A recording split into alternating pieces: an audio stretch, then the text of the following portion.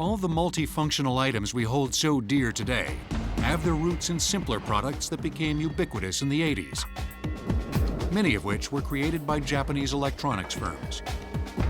In the 80s, you saw the advancement of a whole bunch of devices from Sony, from the Walkman to the CD player, the VCR, the Handycam camcorder. And these devices were paving new ground in terms of innovation, but also design. And then we saw other Japanese-based electronics companies follow Sony. In fact, there are one or two that have sort of referred to Sony as their R&D department.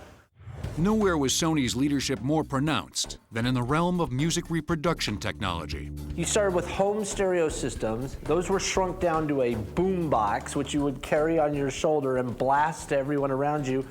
And then came this, the Sony Walkman, which was just a total revolution. You could take your own songs, mix them onto a cassette, load them into a Walkman, stick it in your pocket. The headphones made it sound incredibly good. It was made possible by magnet technology that allowed them to shrink the headphones down to a very small, lightweight package. Standard headphones of the time weighed about 14 ounces and covered the entire ear.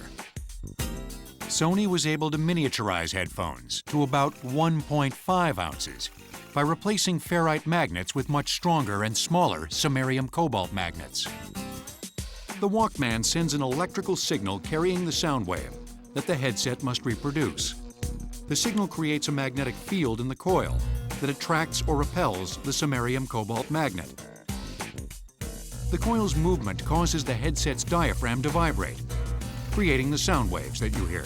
It was the first time people could listen to music, any music they wanted to, anywhere, anytime, any place. Frankly, without disturbing anybody else. It seems very simple today, but at the time it was pretty revolutionary, and it really did create a whole movement in terms of lifestyles and behaviors and the way people entertain themselves. But you still had to carry around those clunky tapes that degraded over time. Even the Walkman couldn't save the ill-fated cassette. Because in 1982, Sony, with some help from Philips Electronics, upped the ante yet again with the compact disc.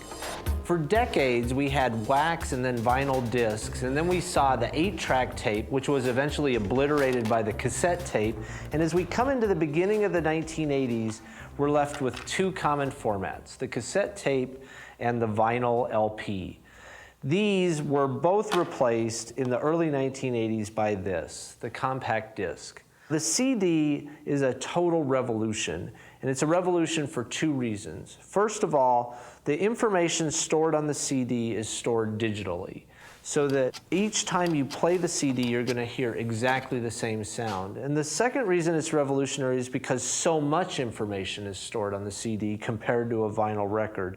It was Sony who specified that the CD be able to hold at least 74 minutes of music, because one of our top executives at the time, Noria Oga, was also a conductor and also very interested in classical music and wanted Beethoven's Ninth Symphony to be able to fit on a CD.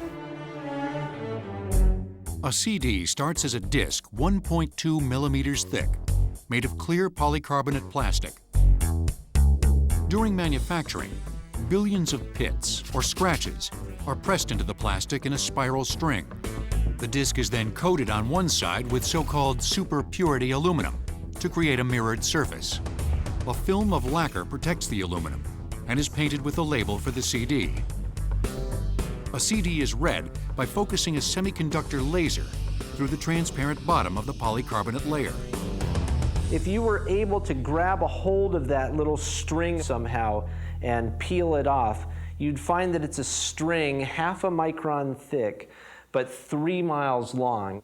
The laser beam hits the CD, and it's going to find one of two things when it hits that surface. It's either going to find actual mirror, and it's going to reflect back clearly, or it's going to find one of those tiny scratches, and it's going to get diffused when it reflects off.